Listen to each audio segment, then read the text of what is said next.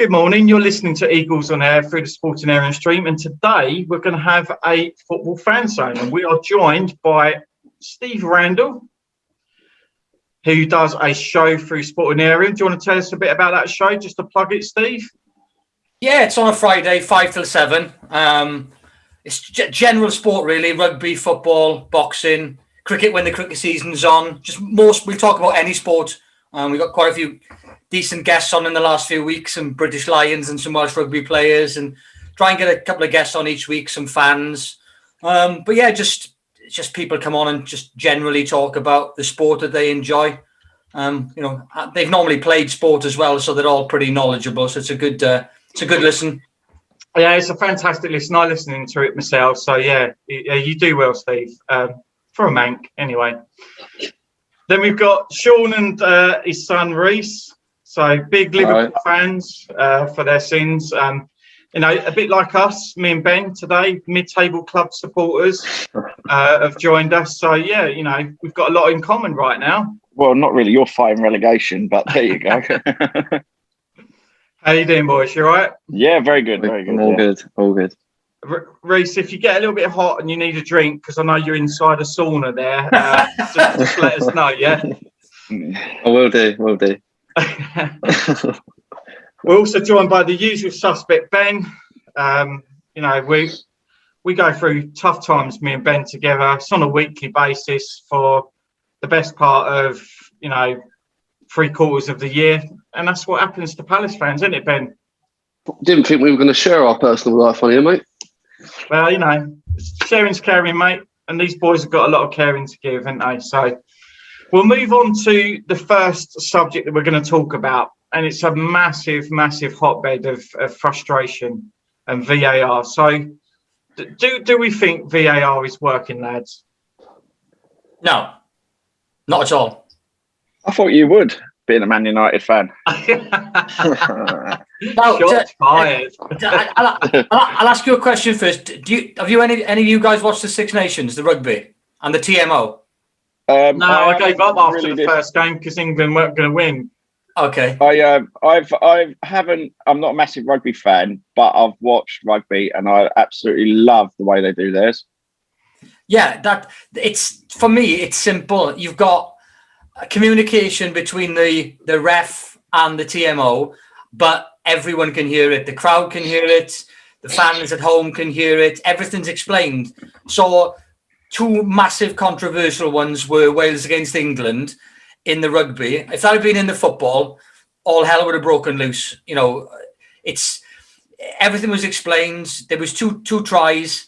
To be fair, one I genuinely thought was a knock-on. Everybody, even the players, thought it was a knock-on. But in the rule book, it hit the guy's leg. It went backwards, and they gave a try. Commentators, everybody thought, well, that's a knock-on. But because the ref explained it perfectly between him and the two TMOs, so people blame the ref, but the ref wasn't the one that gave the try. It was between the three of them, three qualified people, all explained. It's all for everybody to hear. So at the end of the day, it's the rules, and that's the try. And the other say again. So what I find about rugby, I don't know a lot about it myself, but what I've seen about rugby is like half the players don't actually know the full rules anyway.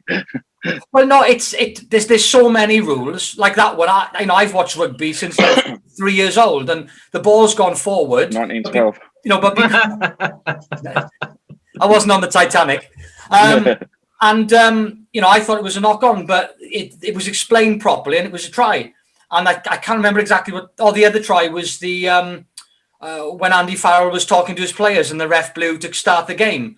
Again, it was explained properly, so it was a try. If that happens in football, I've seen so many occasions where the ref has. I think even one game last week, he literally run halfway to the monitor, hardly looked at it for about 2 seconds, and gave it as a goal or a no goal. And you think, I wonder who that was against. My memory slips me, but it doesn't me. Steve, here's a quick question for you. Yeah. So VAR in rugby is nailed on, works perfectly, never a problem. Yeah. Hawkeye in tennis, nailed on, never had a problem. Yeah. Third umpire in cricket, nailed on, never had a problem. Why is it that in those three sports, you've got three people that look at what's happened and it's the unanimous opinion that is the decision? Yeah. How in football, there's only one person who makes that decision, and it's a current referee, and they stick with the referee in terms of backing them. Why is it so kind of one-sided? Why do you think that's been the case? I think with tennis, it's simple. It's a computer. Hawkeye's a computer. It's done. With cricket, there is a slight problem. I was watching the tests with India, and on 2 occasions, there was a blatant edge off the glove caught behind against England. For England. If it had been given, England would have got the Indian guy out, and the umpire didn't refer it. So if it's not referred by the umpire, that's the only scenario. Every other scenario, the snickometer is perfect. So it's 99% foolproof apart from that scenario. But in football, I don't know. The difference in football and rugby is so vast that a referee gives a decision. He goes and looks at his own decision in the monitor. He's not going to overrule himself. 9 times out of 10, he's going to stick with his own decision. Whereas if there's 1 or 2 people, hierarchy, sitting up there looking at it, or even, I know you're going to come on to it later, but just as a quick caveat to it, if you haven't seen the rugby, you wouldn't know it, but you've even got 2 people sitting there watching the game, and if they see somebody do something wrong, they're in the ref's ear. You need to go back and look at this from 30 seconds ago. He's gouged the guy's eye, or if it was in football, he's, that guy has, elbowed somebody and you haven't seen it, go back and give him a yellow card. There's so many things that can be done with this that football aren't doing. And there's so much more money riding on football than there is in any other sport. Well, me and Ben and me and Shaun have had similar conversations. I've had ones with Rhys as well. We can't understand why there's not 3 people with the 2 versus 1 scenario. That's the decision that's made, and that's it. And instead, it's just one person. It makes 0 sense. It's so kind of. That's why it doesn't work, because it's still just one man's opinion. So it doesn't matter if he's on the field or if he's not on the field. It's still just one opinion against one opinion. And he's more than likely, we don't know what goes on behind closed doors, but you're going to back your mates, etc. So I think you do need more people in the VAR looking at it. Morning, Alex. How's the hangover, mate? I don't know what you're talking about, mate. Can I just say a piece? I think it's more to do with respect in rugby. Doing, guys? Everyone all right? Yeah, great. Me and Ben will be sending you a disciplinary letter for being late. Wow, I've got 1. Ben should have 3. Shots fired. I say, yeah, Steve, it's to do with respect, mate. In rugby, they all respect the ref, and what the ref says goes. Football's different ballpark. Ball's down to money as well. Rugby players don't get any sort of near the mark. I tweeted why do the a little players while not back. respect the referees then, Ben? Well, they think they're bigger than the refs, don't they? They earn all this silly money. It's not the same, and I don't believe it'd work the same as your first. Shaun, you said to me the other day, what's his name? Who's the referee that's always under fire? Name's gone blank. All of them. No, John Moss is always under fire. No, the one that's got no hair. No offence, mate. Mike Dean. Do you know he's on 400 grand a year? Wouldn't surprise me. Not bad. You know. I tweeted a couple of weeks ago, right? Can you imagine, right? Like obviously John Moss goes on VAR. Could you imagine phoning up John Moss for some computer advice? Like, hello, John. Yeah, my computer ain't working, mate. Can you help us out? Can you imagine? Like, and then they let him loose on that. Like, if you look at like some of the way he does these, like not just him, but like it's these lines and everything. And it's what I said. They should have a computer geek in there that's like, just hates football. That's what they need. Is somebody that hates football. They can teach them the rules, or somebody that's really good with computers, hates football, so it's got no affiliation, and will just like do them lines to the letter. It doesn't like asking John Moss or Mike Dean or whatever to draw them lines. It's different every week. That's the key. These lines for the offside, for instance, completely different each week. But I mean that rule with the the players offside, but we can't flag them. I mean, if they're like 2 yards offside, flag them. Like players are going to get injured, you know. Like flag them. If it's borderline, then keep the flag down. Yeah, fine. But if they're 2 yards offside, like flag them before somebody gets injured, like pointlessly.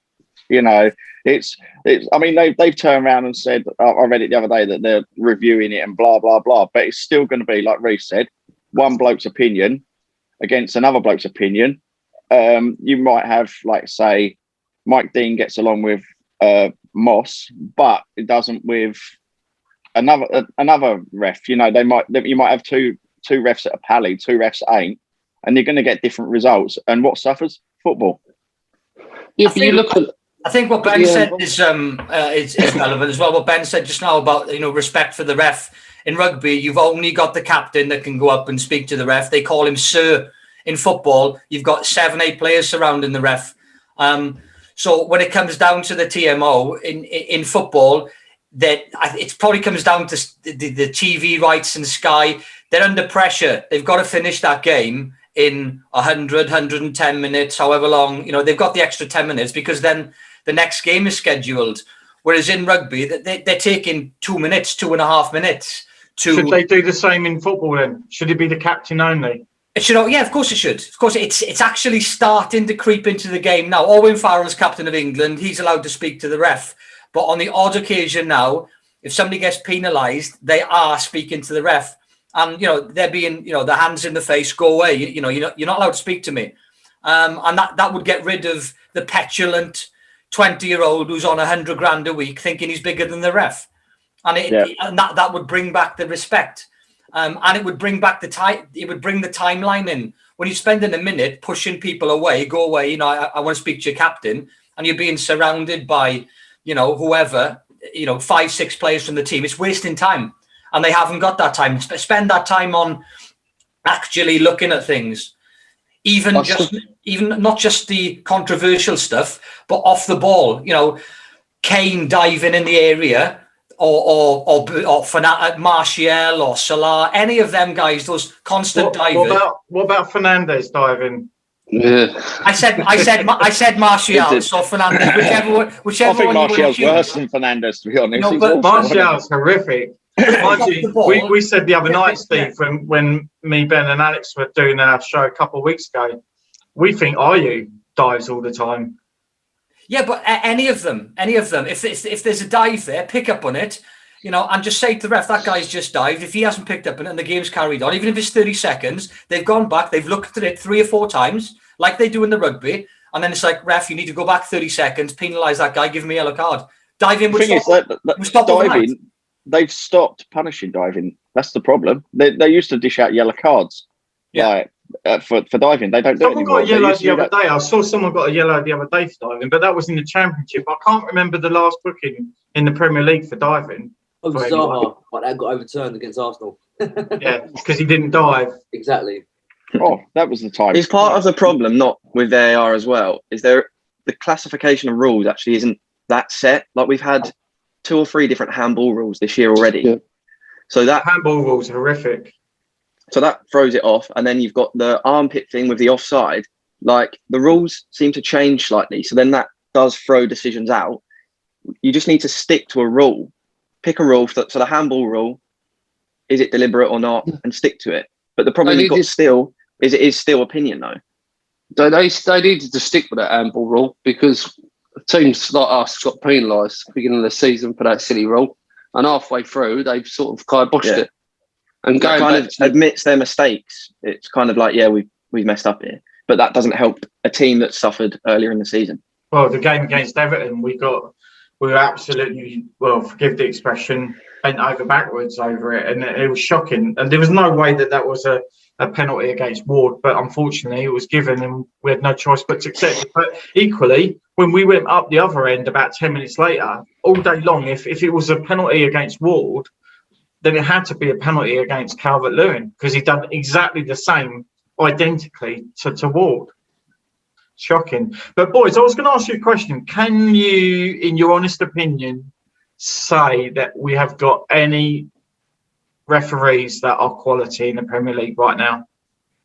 Yeah, but this is going back to your point with the rugby refs, right? How many times do you see the rugby refs in the media getting scrutinised?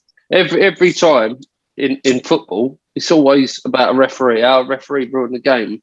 It boils back down to respect again. It's like we want to see the refs do badly. Just I agree. It's a nitpick, really. Could a rugby referee football, Steve? Oh, yeah, of course they could.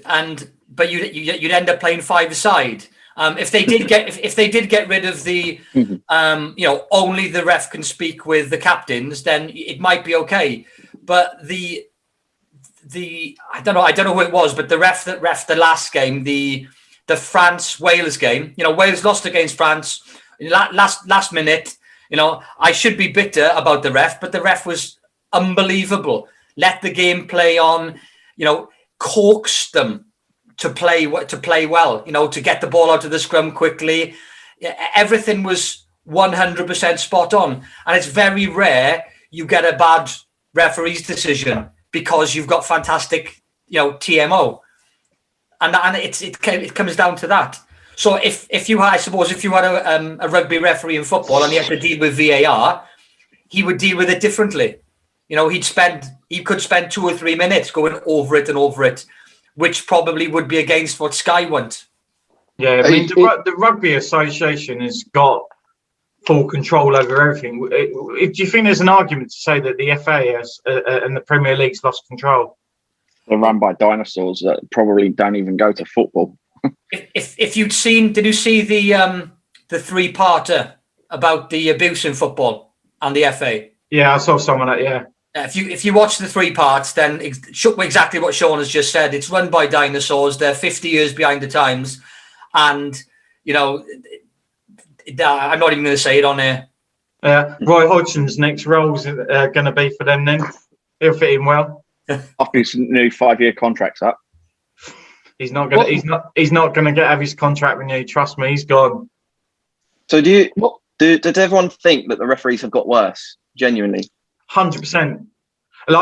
For me, last season, someone said to me, who, if you could name a referee that you thought was of any good quality or not, I said, well, there's one, Michael Oliver. But I think he slipped back quite significantly. So I think Andre Mariner isn't too bad, to be honest. He has his moments, but I think he's quite, and this is what's needed in refereeing, especially in football, like Steve said about players around you. Andre Mariner, I think, is quite thick-skinned and quite tough. With he won't take any nonsense. I mean, he's wound me up a few times with some of his decisions, but generally, I think he's okay because he is quite a strong character. But I would actually argue. I think Kevin Friend is the worst one. I think he's absolutely horrific. But in my opinion, I think there hasn't been a decent ref in the Prem since Uri Rennie. Good shout. I was going to say, I think people will disagree, but I don't think it's got any worse. I just think it's harder to accept a decision when 2 refs have looked at it, if that makes sense.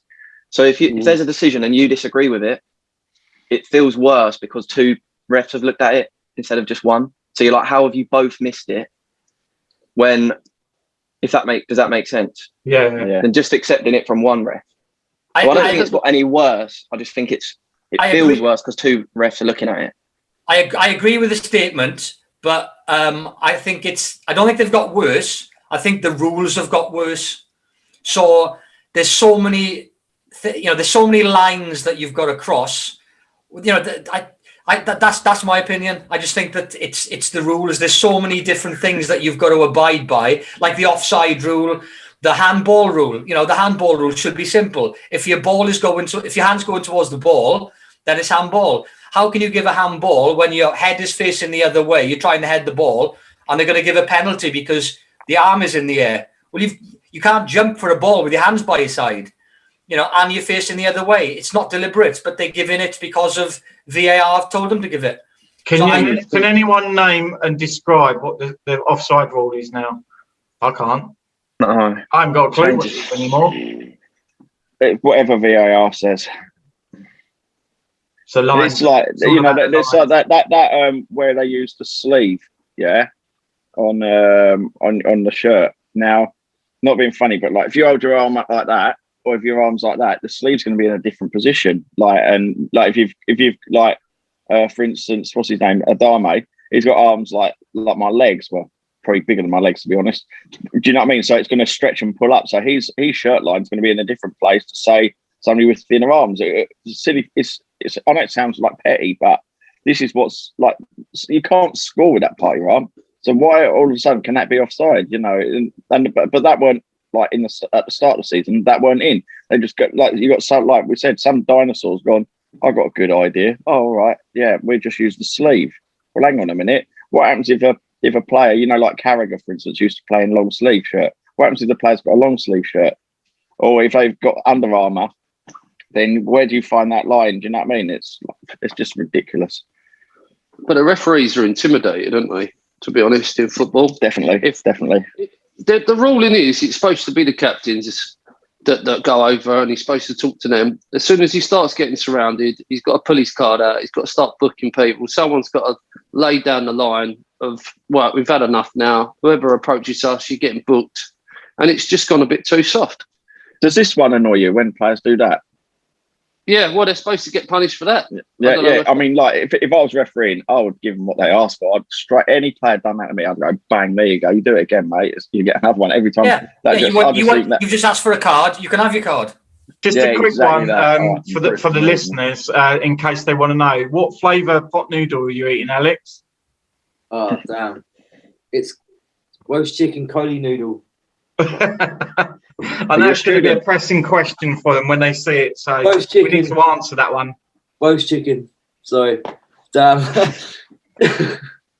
Well, I mean, VAR is obviously here to stay. It's a difficult one. It's incredibly frustrating, but I'm a big believer in you're going to win some, you're going to lose some, and I just don't think that it's going to change. I don't think they want it to change. There was an outcry for it to come, and it's come.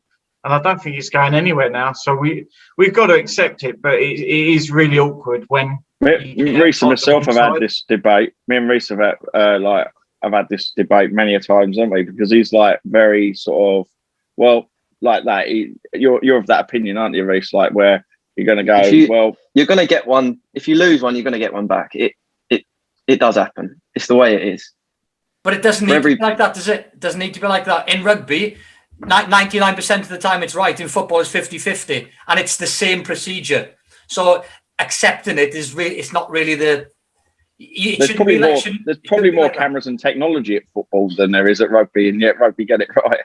Yeah, but it is down to common sense as well. You know, two examples would be the Leeds guy that pointed to his midfielder where to put the ball, and the guy crossed it over the top. He ran in and scored, and they gave offside because his hand was pointing. Yeah, I mean, but that was Leeds, so they deserve that. But whoever it was. Whereas the common sense one in rugby on Saturday was somebody went over. There was about 15 guys on top of them. They couldn't see the ball grounded, but it's like, well, hold on a second. The ball has gone in grounded. There's no way that it could not have been on the ground, so they gave it. You know, it wouldn't be difficult to change. But as you said, they're all dinosaurs. They're going to have their focus group, and the 80-year-old patriarch was going to be the one who's, that's what's going to happen, and everybody bows to him. Well, that links us nicely into the next subject matter, which was going to be international football. Now, obviously, with the FA being the dinosaurs that they are, Southgate, he's an absolute dinosaur of a manager. He's just like a young Hodgson in the making. And he's like, come on, we've got to get the nation behind him. Mate, you've just beaten a team that couldn't even play in the Southern Conference 5-0. They're actually bottom of the FIFA rankings. Dude, that's quality, a young Hodgson. They're bottom of the FIFA rankings, San Marino, aren't they? They're literally bottom. But to be fair to him, he's played a lot of the youngsters, and a lot of managers would have kept it pretty stale. Wouldn't have brought in a lot of the youth. I think it is exciting times to be following England. It's like if you look at some of the forgetting whatever club colours you are, but looking at some of the youngsters that are coming through, we on paper should have like the next sort of next 2 years or next 4 years, even we should have an absolutely ridiculous team. Yeah, but is it exciting times or should it be exciting times? Yeah, but that's I don't think there's anything about England that inspires me. I mean, I'm going to go out there and say club over country all day long, purely on the basis of what's behind the country in terms of the management, in terms of the FA. It's just so boring. There's no excitement there. It just I mean, I can't be bothered with this Nations League thing. That all that is just friendlies. Give it a name for some sponsorship. And what was it? Gomez was playing for England and out for the season because of a friendly. No, I don't think that's because of a friendly, Shaun. I think it's because your medical team's shocking, mate. Unbelievable. How's Zaha getting on anyway? He does well for the Ivory Coast. Another massive faux pas by the FA. But the players got to gel. There is no excitement. There isn't, like, when was it? We were playing Denmark and we were like losing to Denmark. We've got all these attacking players and he still plays Henderson, Rhys, 3 at the back. It's like, so we should be having exciting times. Yeah, we've got Grealish, Foden, Saka, all these players, but we still play 5 at the back. We're still negative. So who would your midfield be then, Rhys? Great question. I think I'd have Rhys holding, because you've got to have someone there holding the fort. And then in front of him, I just think I'd go all out, and go Grealish and Foden. Yeah, I like that. Because we should be beating these teams with ease. So why not go for it? Are you 4-4-2 or 4-3-3? 4-3-3. I think we should be playing Grealish, even though he's a diving but he has been class.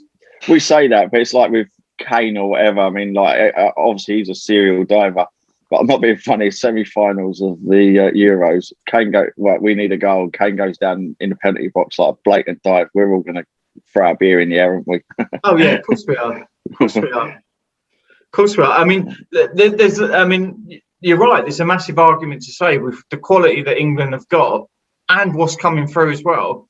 We should be doing something. But then look at the Belgium team. They've been unreal. They're number 1 ranked in the world, and they've fallen at the sort of first. Yeah, but they're like England from years ago. They're sort of fizzing out at the minute. They had all that quality. Yeah. When we had Beckham, Gerrard, it just didn't take off. See, what Germany did was I think the right model years ago. What they done is they sort of slowly built, like, concentrated. Like, I mean, our under-21s won the World Cup or whatever it was. Was it the World Cup or the European Championships? Like, so that's obviously but it's obviously a quality set up there. But like Germany did that years ago, didn't they? They sort of like we're not going to use all these old fossils to try and win something. We're going to concentrate for say four years or whatever on this young squad, getting them used to international football. Bang, and then and then they go start winning stuff again. It's like they were brilliant. Obviously, their players got old again, but that's with what we have. This is sort of stuff we should be doing. We should like the Fodens, like Saka, like your boy, brilliant. What's his name? Is it Exactly. He's English, isn't he? Do you think there's an argument, Shaun, to say that Southgate is too busy concentrating on key relationships he's built and not looking at the football side? Because Dyer keeps getting in, Yeah, Dyer is pony. I think to a degree, and I think all England managers do this, which is why when Big Sam got in temporarily, I thought, this is going to be it. But I think all managers that come in are yes men, and they get told, right, you've got to play Harry Kane, you've got to play like in big finals because of shirts and stuff like that. Yeah, that's why Hodgson got the England manager role, because he's a yes man. That's why Brian Clough never got the job. Exactly that. Young man. Yeah, wrong. The guy that should have been England manager that never was. But I think Big Sam would have been brilliant. Like same as Harry Redknapp. None of them are yes men, and this is it. Like whereas Southgate, obviously he came in young, and they probably sat him down. Right, we're going to give you a job, but we call the shots. And he's gone, yeah, all right, no problem. Counter that though, is he in a no-win situation? Go on, Ben. Unless he wins a World Cup. Well, yeah. I mean, it's obviously he is, because like we see it from our point of view, and like you're going to get sort of, you know, some bloke sitting in his armchair that watches football and everything, and he just sees like Southgate pick this team. Why has he picked this team? The chances are that some of them players, like when Gerrard and Lampard used to play together, everybody on earth could see that they shouldn't be playing together because they just didn't work. But they were probably told, you got to play them. They're like our biggest midfielders. They sell shirts. They sell, you know, they put bums on seats, sort of thing. And there was obviously this rivalry, and the FA loved it all. But like for winning things, it didn't work. Well, Shaun, you made a valid point on social media the other night. I think it's absolutely disgusting, and I agree with what you say, that Kieran Tierney wasn't chosen at left back for England. Yeah, it was. That was quite fun. Nobody did actually. I was hoping that people can't obviously know what I'm like, but yeah, I tweeted people saying that Tierney's better than Trent, and say if he's that good, how come he can't get an England squad ahead of Trent then? And I was hoping that people would actually bite, but they didn't. Damn. What I will say is actually I feel a little bit sorry for South. It's a good thing for us to talk about. So the England side, who should be the England first team 11? Not Pickford, he's awful. I like Dean Henderson. Kane, Sterling. Do we start with goal? Start with the goalkeeper position. Henderson. Yeah. Man United. Agreed. Yeah. I think Pope's pretty good on his day. Well, he was. No, yeah, but he's I think Pope. I think a lot of people would religiously choose Pope over Henderson. But I think look what Henderson did for Sheffield. Sorry, lads. Left back. Who's left back? It's got to be Luke Shaw after this season, surely. Yeah, definitely. Surely. Man United, yeah, keep going. See what Rhys? I see what he did there. Surely. Oh, you. Listen, hear me out, boys. I'm going to say right back Wan-Bissaka, and I've got a reason behind this. I know you two Liverpool fans. And colours behind you. Rattled, but for me, I'd have Trent in midfield. I would actually have to lose the ball there instead. Kyle Walker, yeah, because he's got a defender before. He's still class, and you've got to have a bit of experience in there as well. I'd pick Kyle Walker over Trent personally. I think a lot of the Man City. He's a liability going back. I think Trent's not great defending though. Trent's horrific defending. Sorry. Yeah. Is there anyone else then? Because as a United fan, I wouldn't have Wan-Bissaka. I think his positioning in as a defender, where you're meant to be a defender, his positioning is awful. Going forward, fantastic. But so many times, unless you got your two centre backs moving across to cover him when he's up there, he's out of position more than he's in position, and I think he's a terrible defender. He's okay one-on-one, I think. All right, centre backs, boys. It's got to be John Stones, given his his reform. Stones and Mings for me. Yep.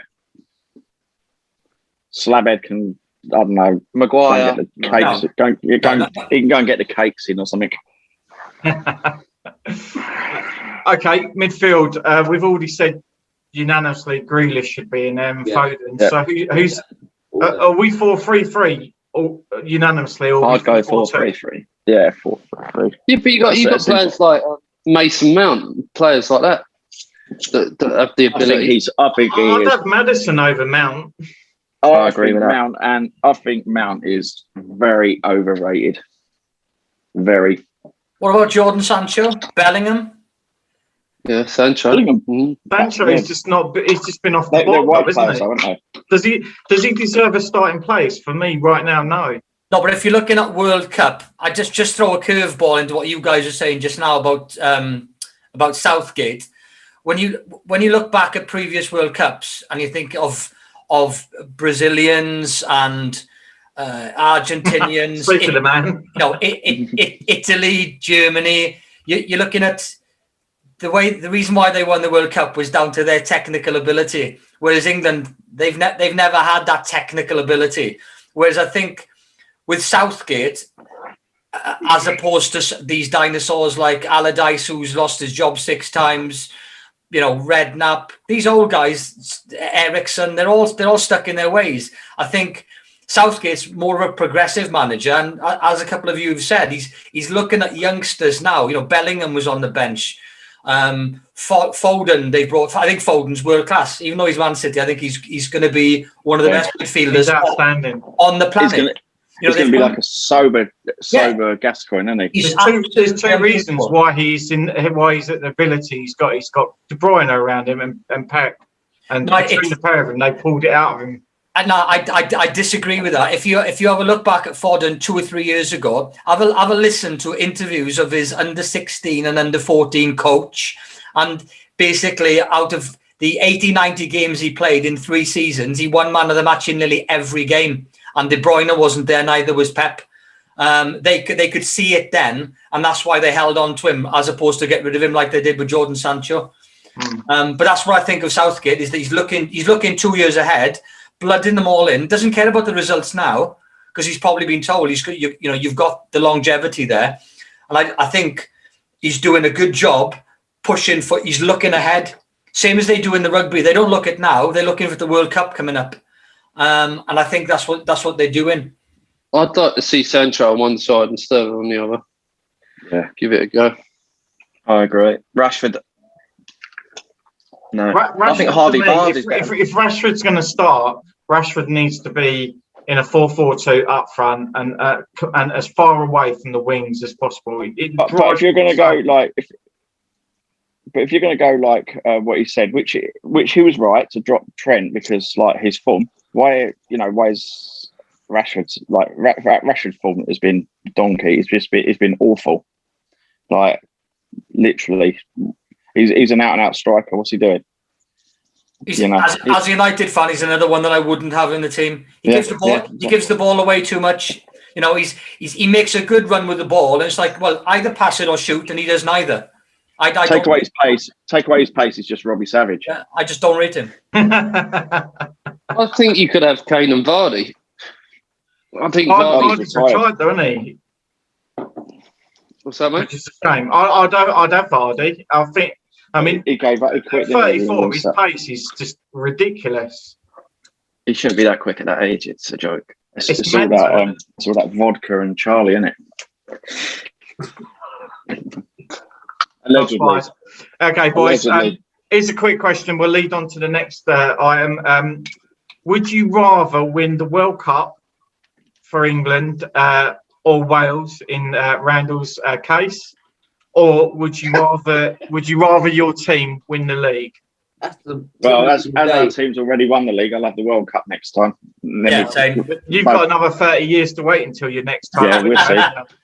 We'll see. You can win the championship next season, can't you? We're all right. We're safe. We've been hot. I'm going World Cup. World Cup. World Cup every time. Like as a Liverpool fan, seen it all except for the World Cup. So I wouldn't mind the World Cup, to be honest. Because but not even that. It's more like when there's a tournament on, an international tournament, everyone is together. Like if you go to a pub to watch a Palace game, not everyone in the pub's going to be Palace. Think of like the euphoria of like the whole country being together and winning a World Cup. That would be especially with what the year that we've obviously all had, COVID, etc. Yeah, it like to win the Euros this like summer would be like the icing on the cake. I think it would be like absolutely mental because I mean it's like you get people watching these tournaments that don't normally watch football, but they come out, they'll have a beer, watch the game. It's in the summer. There's such a good vibe. I say that the winter internationals friendlies like do my head in, and they're just boring because players don't want to be there. They're not committed. They're worried about getting injured. But like then for the big tournaments, they're up for it.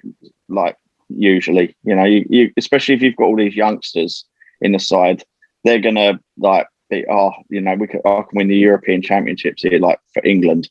Like they're just so hungry, like the likes of Foden. You can tell. Like I was watching him the other night. He's always wants the ball. When he don't get it, he's like you know, it's like, like, gets really annoyed that he doesn't get the ball. He just wants the ball all the time. He's just so hungry, and that's what's needed, I think. I'd love to see England win the World Cup in my lifetime. It'd be unbelievable. Can I say something? I'd love to see Palace win the trophy. But honestly, didn't you see it though in 1966? I don't think England will win a major tournament in my children's lifetime. I honestly don't think we had the best chance in the 90s. Yeah. Well, Palace, yeah. I mean, we finished third. We should have been we should have minimum been second because Liverpool cheated. So I think I'd rather see Palace just win a trophy than I want England to do well, but I'd rather in my lifetime. We were robbed against United in the FA Cup final. You know, we scored that goal. It was clearly a goal from Wickham. Get that thing away from me. You know, it was clearly a goal from Wickham, and Clattenburg blatantly cheated us out of it. But didn't Palace win the Vanarama Trophy once? We won the Zenith. Oh, that was it. The Zenith. Yeah, that was it. What a win that was, boys. Yeah, and then they debunked that after, didn't they? Yeah, tossers. Right, we'll move on to the next subject, boys. And I've seen a lot of it, and I don't know what you boys think about it, but on Twitter, there's so many Scottish accounts have been saying that Celtic and Rangers, it's reared its head again, would dominate the Premier League if they were in the Premier League. I mean, League One. I don't see it. I mean, Celtic have fallen apart. Let's be honest. And Rangers, yeah, they've had a resurgence under Gerrard, but I think they just about escaped relegation, in my opinion. Mid-table. Well, what you've got to take into consideration: are we talking about their teams now? Would they cope in the Premier League like as of right now? That's what they're saying. They're saying that if they were put in the Premier League right now, they would dominate it. I wouldn't say dominate. I mean, they might survive, but in terms of like, say, a 5-year plan, I think they would be up there. Because what you've got to think now, if they're moved into the Premier League, how much more money they'll get, sponsorship, TV rights, and they'd be able to attract big players. They would. It's the weather. If you look at like, say, Leeds coming up this year, Rodrigo from Valencia, he's never going to Leeds when they're in the Championship. So the Premier League obviously has a pool. So if you had a big club like Celtic and Rangers, I think big players would go there. And in time, I think they could compete. They've got the stadia for it. I mean, I'll give them that. But I mean, if you look at their players, you know, Ryan Kent, I mean, he's a decent player, but is he a Premier League player? Well, no, we got rid of him, didn't we? Well, yeah, I mean, there's a reason why you got rid of him. He's not. But look at the league, mate. Look at their leagues. It's nonsense, isn't it? Really, you've got 2 teams, and that's it. In the Premier League, anyone can beat anyone. It's a good point. Good point. Couldn't last year. But that's the same. We look at Spain. You've got Barcelona, Real Madrid. Same as in the Scottish one. I agree with Rhys on the point of if they were in the Premier League, then in 5 years they could have. You know, you look at Rangers and Celtic maybe 10 years ago, 15 years ago when they did have some decent foreigners coming and playing for them, and they did pretty well. They got to probably a couple of rounds up in the Champions League, but if it was just now, then no, they'd be lucky to survive.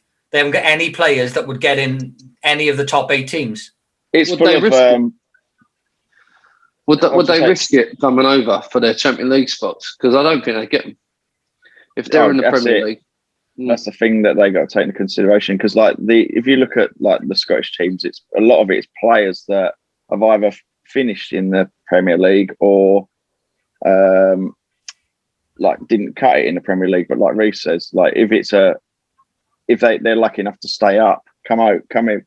But then again, I feel that if they were to come into the English League, they would have to start in the Championship at least. No, you have to into the Premiership. You can't. Yeah, that's right. But what league should they go if they were to come and it was sanctioned? What league should they go directly into? Vanarama. Yeah, no, but surely they would have to start. Alex, do you think Celtic and Rangers would dominate the Vanarama League? Just about. Yeah. But what was MK Dons? They started in the League Two, didn't they? Yeah, but they rebranded. So the only way that Celtic could actually do it is if they bought a club. So say if they bought Carlisle, that's close to Scotland, then they could rebrand Carlisle as Celtic and then start in League Two. But I don't think they can, unless they change the rules. They wouldn't be able to just come into the Premier League. They'd have to re-franchise, or otherwise they'd have to start at the bottom. Yeah, You but could put them in. any team in any league, whatever league they chose, if it were to happen, would kick off, wouldn't they? Who would take, if you put them both in the Premier League, another spot for the Championship to come up? So instead of 3, you'd have 4.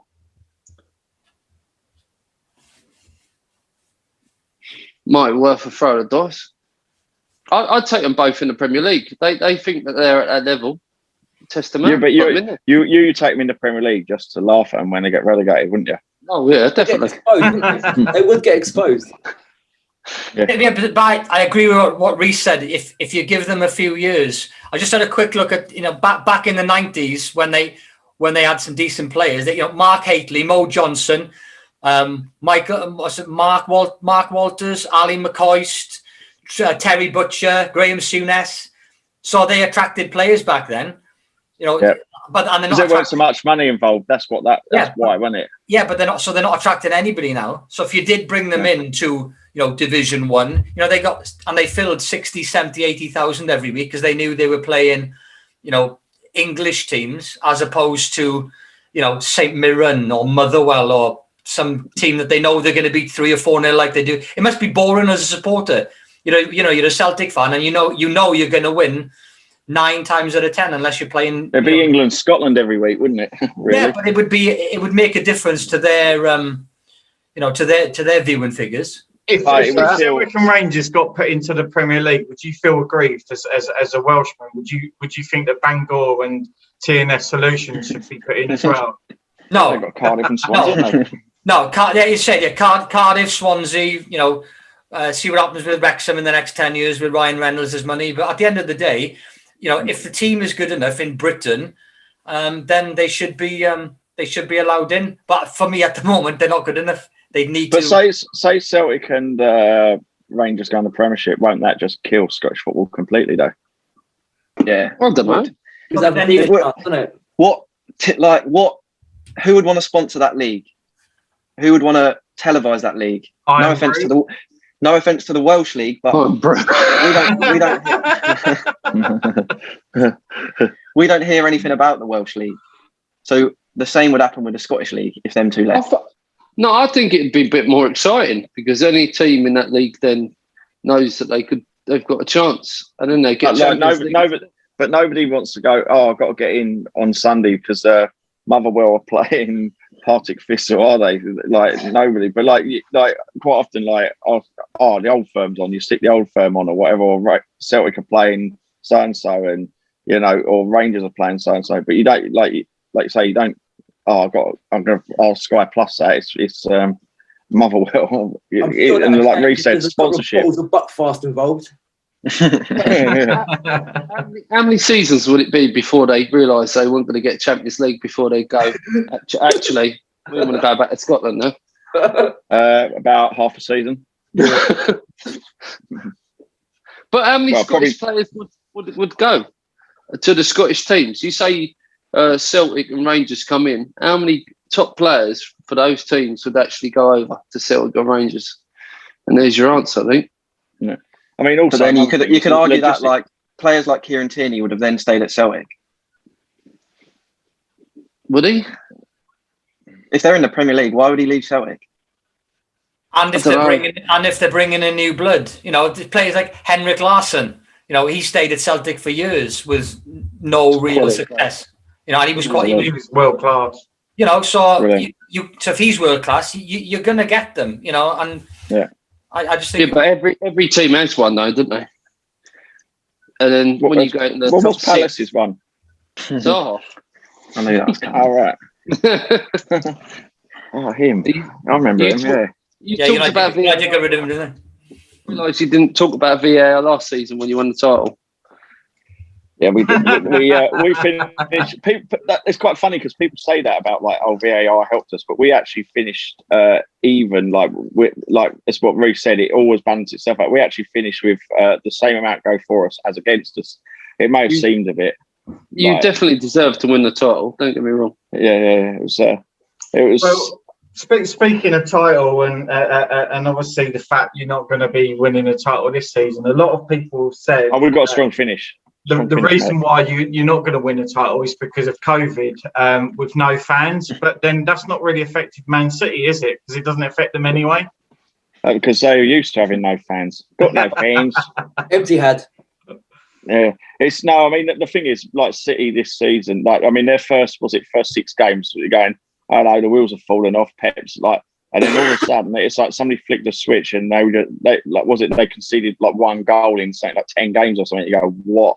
It's yeah. I mean, what's his name? I can't say his name properly. Gudoan, whatever his name is. He's just been a completely different. Yeah, he's been different class this season for them, and Foden's getting more games, etc. But like.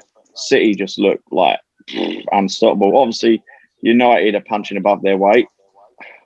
We've been through this. No, it's what I said to you. But do you remember what I was on your show, Steve? And I said to you about Pogba. Do you remember I said like people rate Fernandes and all that? And I said the key to Man United is Pogba.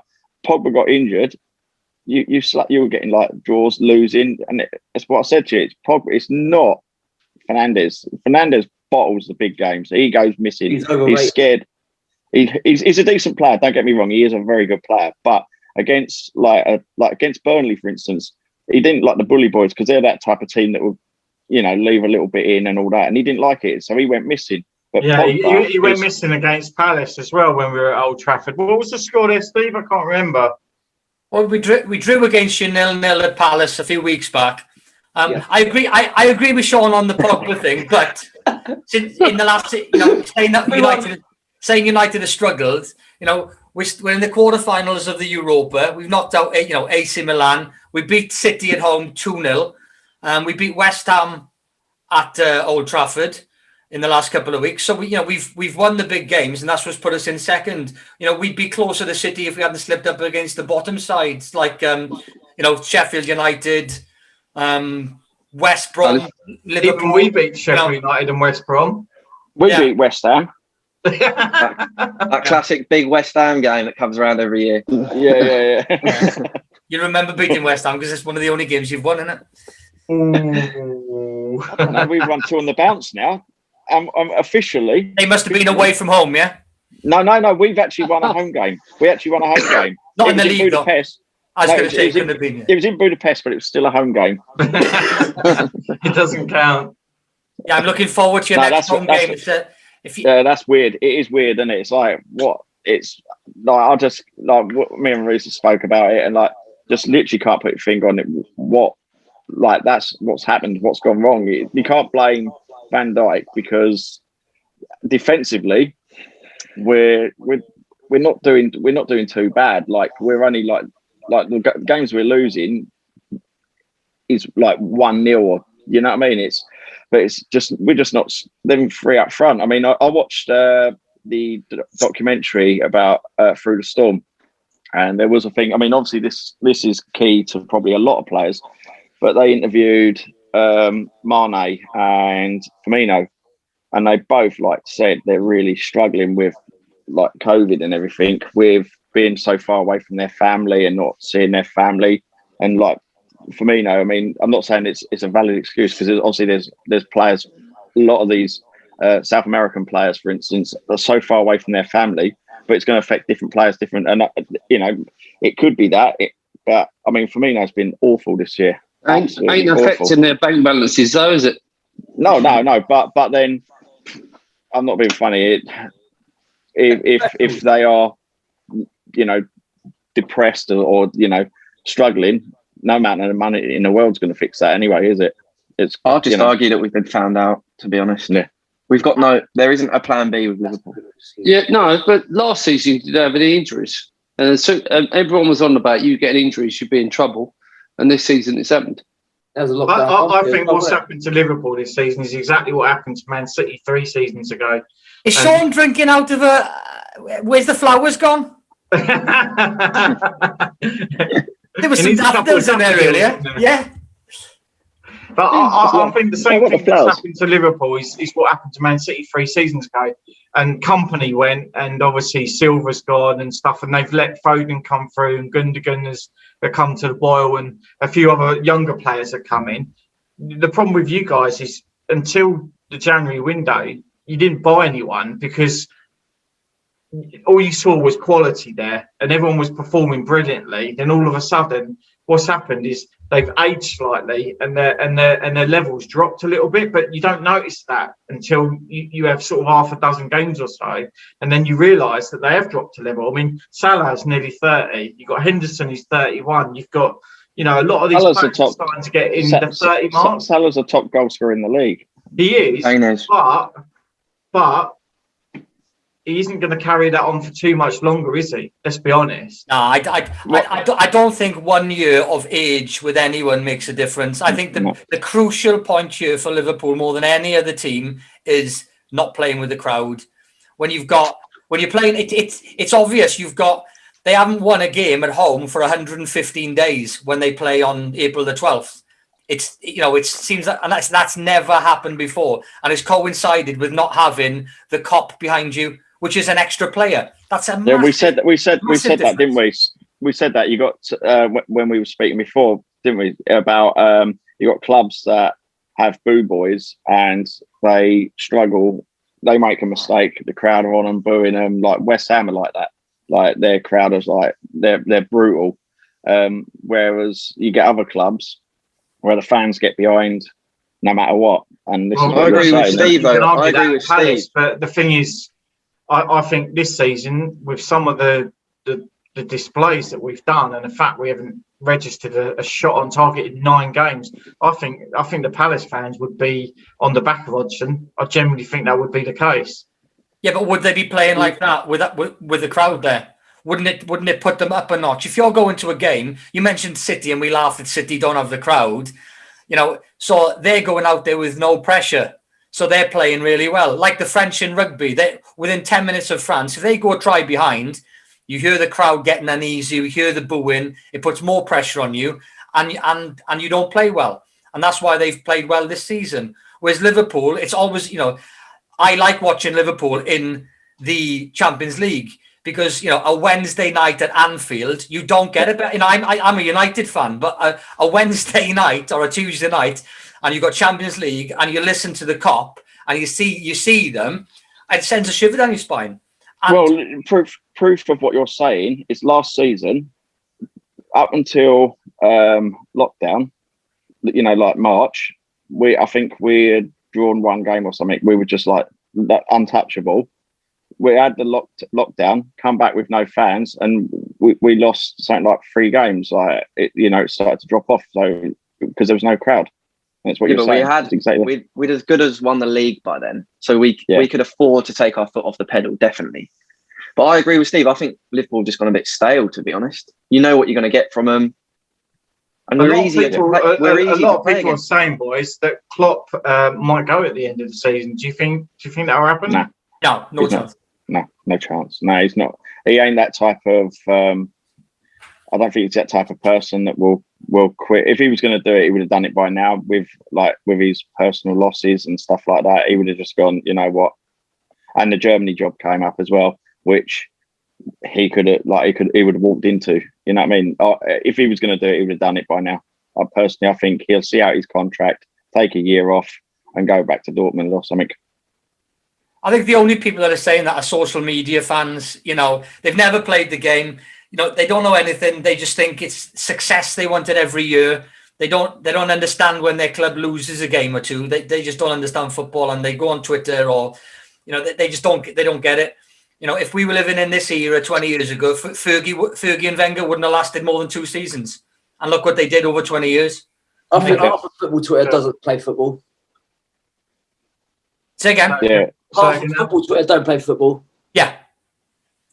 And they don't know what they're talking about. Yeah, they ain't got a clue. It's quite. I saw a funny thing. It's I don't know, to be honest, how I got invited into it, but I'm in this group thing in on Twitter and DM, and they're quite nice lads, but they're all African lads and Liverpool fans. No, but it's really. Did you get a message saying that you're due £100 million and you can have 20% of it? Yeah, they weren't lying either. That's where I managed to buy that cup from. It was this. It's like it's fine porcelain. You know what I mean? It's like, but what was really funny was. You're right, Ben. What's his face? Cato was on the bench. He just come back from injury, and he was on the bench. Yeah. So and I saw something like flash up in this group. I go, why isn't he starting? Like they're mental. Like he's literally his first game back from injury, and they're going mad. Like why isn't he starting? Obviously because there's the African. I mean, he's just come back from injury and he's injury prone. Yeah, but he's our best player. And it's what we're saying. Like people just blink at half the time, just not got a clue how it works. And I mean, I've said this before. Like people say, "Oh, why ain't so and so starting? Why ain't so and so starting?" We don't know because like football is a science nowadays as well. Like where they do oxygen levels, etc., and all that. It might, we don't know that a player like he's been dropped because like his oxygen levels are like way off, or we don't know everything. They don't say, say he's been dropped because his oxygen levels, or he's got a cold, or they don't tell us that. They just say he's on the bench. They don't, it's not none of our business. But like most of football Twitter just go, but he's our best player. They just see like he's got that ability and he's not playing, but they don't understand the science behind it probably, or anything like that. So I'm going to finish off with two things, lads. So we'll go around the room a little bit. So we'll talk to Steve first. What does United need for next season? Two centre backs. Bailey's unreliable. He's our best defender, but best centre back, but he's injury prone. Maguire's got the turning circle of the Titanic when it wasn't sinking. Apparently, I heard that Maguire was responsible for what happened in the Suez Canal. Yeah. That's actually turning quicker than him. Defense better. Shaw's there. Telles is decent. We got two keepers fighting, for position. Midfield, I mentioned Rashford. He just gives the ball away. Fred's decent, but again, he's very good at getting the ball, but gives it away too quickly. And then the rest are fine. So we need basically two centre backs, one midfielder, and probably a striker. Because I think Cavani's very good, but he's whatever he is, 33, 34. So he's probably only got one more season there. He looks about 76, though, don't he? I think he looks very fit for his age. As I was saying before, he's when he's on. He ain't going to sleep with you, mate. But no, it's I don't know. So probably 4 players, decent squad, but top 3 is where we'll be. Nobody's going to fight with City in the next 3 or 4 years. I don't think they've just got two players in each position. They've scrapped financial fair play as well, so it'll be like boom, boom. So Ollie out or Ollie in? Oh, 100% Ollie in. At the end of the day, you can. Rhys, you're right. You just had an accident, mate. The sauna's getting a bit hot. You've got a Liverpool guy going. Yes, United are in the quarterfinals of the Europa. We're second in the league. Liverpool are sitting down in mid-table, so I'm happy. We're in the quarterfinals. We're in the quarterfinals of the bigger one, the Champions League. That's the only thing. It's the only thing you're in. Yeah. All right, we'll move on to Liverpool. So, what do Liverpool need? Freshening up. Yeah. So whether that's let Gini go. I think he's been brilliant. Let him go.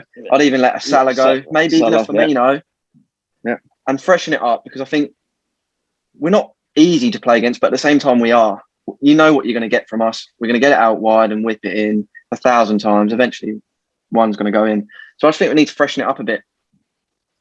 Do you think Liverpool made a mistake letting Hoover go to Wolves? Quality young defender. 17. I think it's easy to say that now because we've had the injuries. But if we didn't have the injuries, he wouldn't play. So And also, No, I think we use that as a bargaining. We use that as a bargaining chip to get Jota. So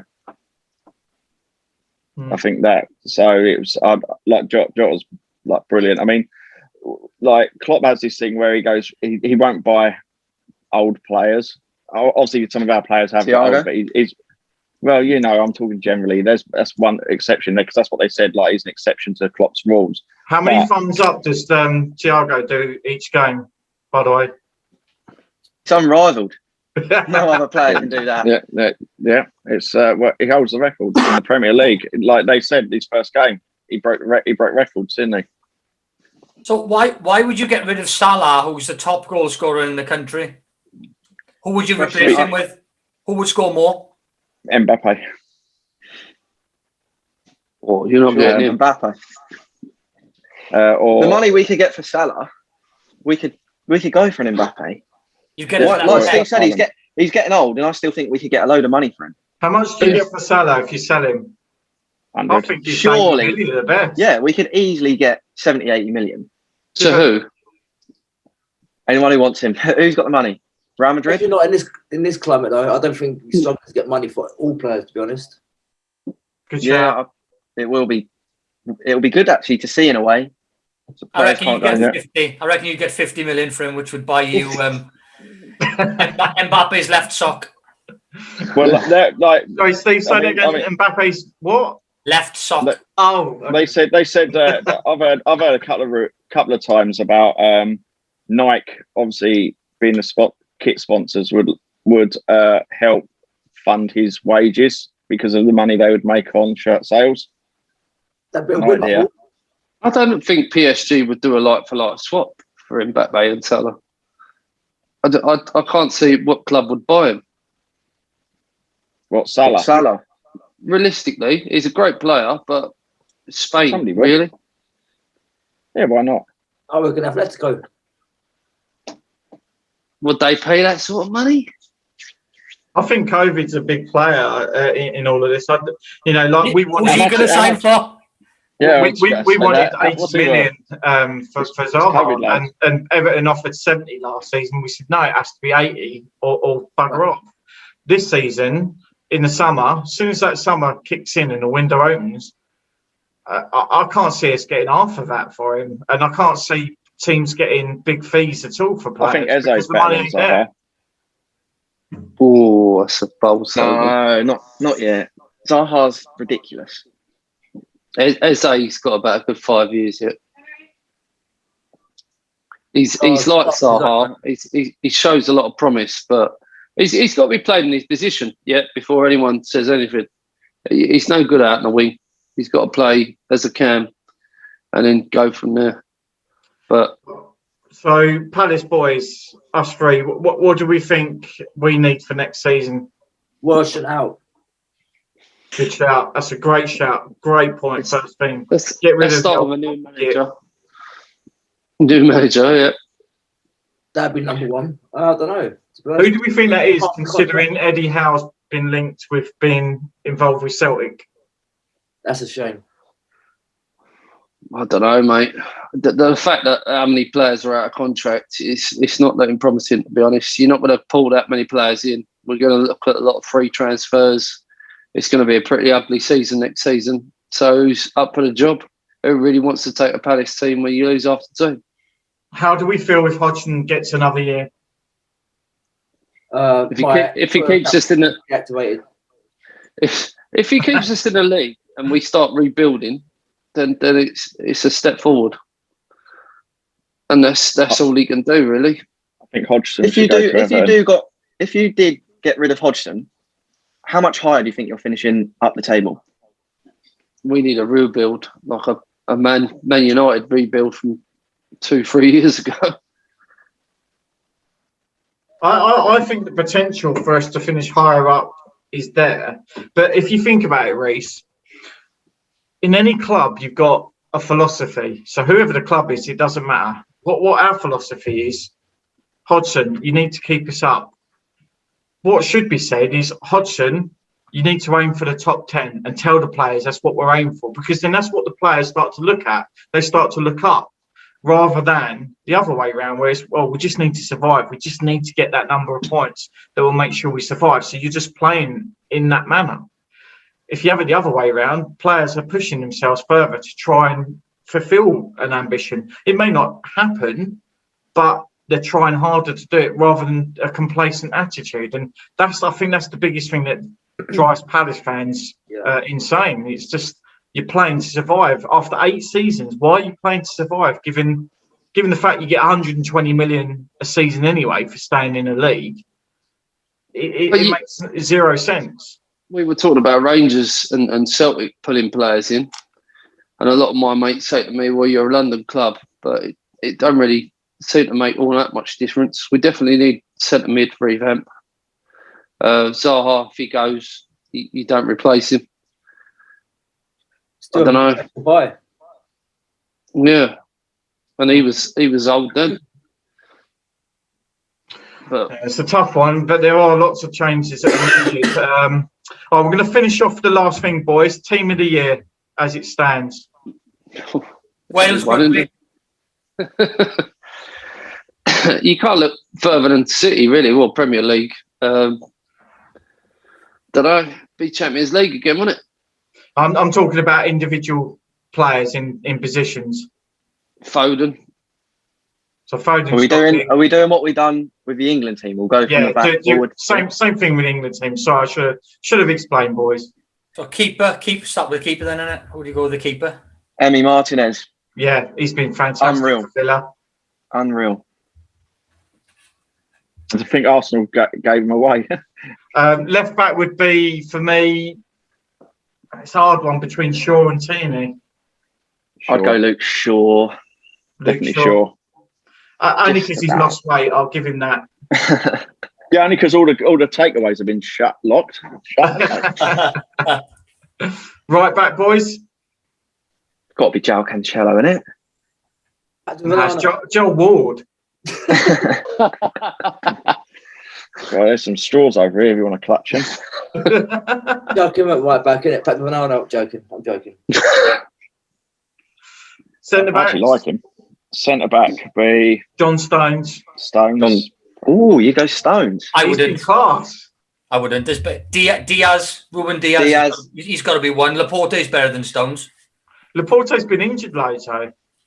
I'd actually have a shout for Tyrone Mings. You love him and Emi Martinez. They've been class. Okay, midfield. Got to be Foden, obviously. De Bruyne. I'd go Gundogan over De Bruyne this year. Gundogan's been brilliant.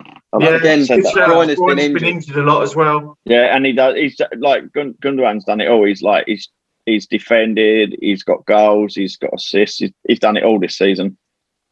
I'd have it's a difficult one because Grealish has been injured quite a bit now. I'd go Thomas Souček for West Ham. Yeah, he's been good. I said to you the other day, didn't I, Rhys? I said I absolutely love him because he's like proper old school, like just that bully, like big. Yeah, but he did deserve the red card against Mitrovic. I mean, that was disgusting what he did. Disgusting. Vile, wasn't it? Yeah. Bruno Fernandes. You got to put him for the season. I mean, you only be drinking, Steve. What you on? The old Stella already, Steve? No, that's Ben. He's on Stella. Now, to be fair, Bruno Fernandes did help them beat West Ham, so yeah. That classic West Ham, top of the table clash. Up front, Harry Kane's got to be in it. Yeah, but I like Son. I think Heung-min Son has been unreal for Spurs. I do like him. Who's the last midfielder, boys? We missed the midfielder out. PVA. Grealish. Oh, obviously joking. Who's the matey for Tottenham? Got the ball for Milivojevic. Danish guy. No, I don't know. Højbjerg. No. Højbjerg's been good. He's bald. It's what mixed race. What's wrong with that?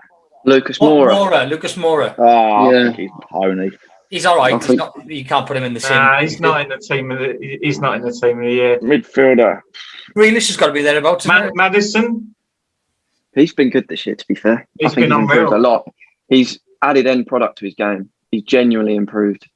Who's the black fella for Leicester? I'd have him in the CDM. Tielemans. No. Ndidi. Ndidi. He's been awesome. He's wicked. Although saying that, Iheanacho's been unreal, isn't he, this season?